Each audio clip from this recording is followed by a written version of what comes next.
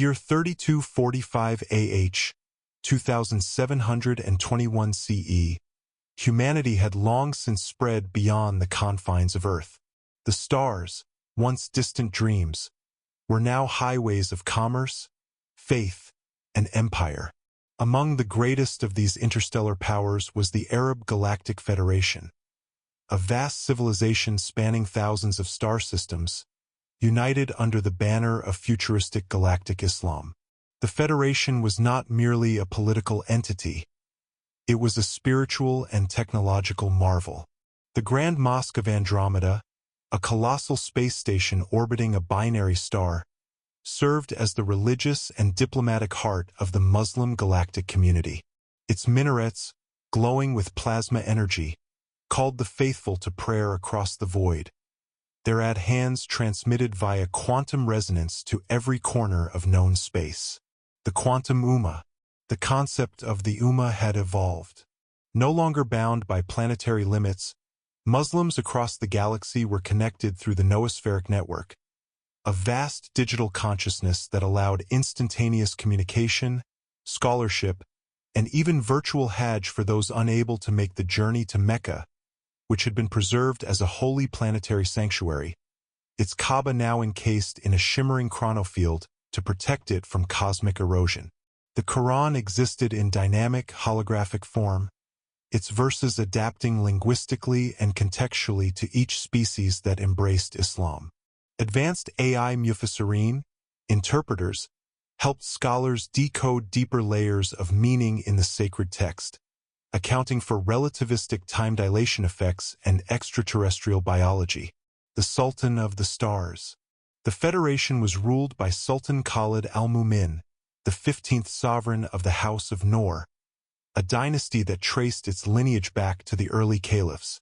His throne was not on a planet but aboard the Celestial Ark, a mobile palace ship that traveled between systems, ensuring justice and unity. His authority was both political and spiritual, advised by the Council of Cosmic Ulama, scholars who specialized in Astro-Fiqh, Islamic jurisprudence adapted for spacefaring civilizations. Questions such as how to perform Salah near a black hole where time distorts, or is water from Europa's oceans pure for wudu, were meticulously debated and answered. The Jihad of Knowledge. The Federation's greatest mission was not conquest but enlightenment. Their starships, known as Dawah Vessels, traveled to uncharted systems, sharing the message of Islam with newly discovered civilizations. These missions were peaceful, relying on wisdom and technology rather than force. One such vessel, the MSV, Muslim space vessel, Ibn Sina, under Captain Zahra al-Qurashi, was on a historic mission to the edge of the galaxy, where rumors spoke of a lost human colony that had diverged into a strange, techno-pagan society. The encounter at the edge. When the Ibn Sina arrived at System X-338, they found a planet shrouded in artificial storms, its inhabitants worshipping an ancient AI as a god.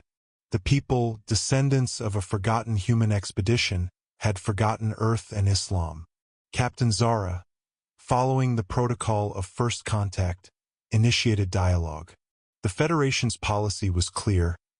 Invite to the way of your Lord with wisdom and beautiful preaching. Quran 16:125. Using neurolinguistic resonance beams, her crew projected holograms of the Kaaba, the Prophet's Mosque, and the great Islamic universities of Mars and Alpha Centauri. The lost colony's leaders, the electro-priests, were awestruck. One of them, Hierophant Kale, resisted. We have our own truth. The machine god speaks to us. Zahra responded calmly. Allah says, there is no deity but He, the ever-living, the sustainer of existence. Quran 3:2, your machine god, is but a creation.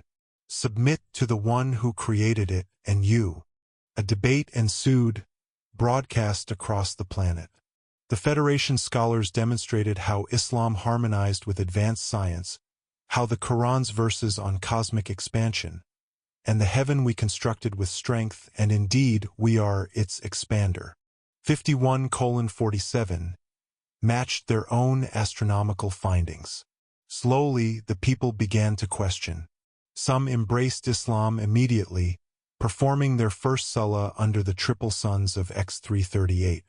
Others demanded more proof. The trial of faith. Kale challenged Zara. If your God is true, let him silence our storms. The planet's violent weather was controlled by the ancient AI, which interpreted human suffering as devotion. Zara consulted her officers. The chief engineer, Brother Yusuf, proposed an idea. We can hack the planetary control system, but is that ethical? The ship's mufti, Sheikh Tariq, ruled, if the system oppresses people, removing tyranny is a duty, but we must not deceive. Let them see the truth. Using quantum decryption, the crew disabled the weather AI. The storm ceased. The sky cleared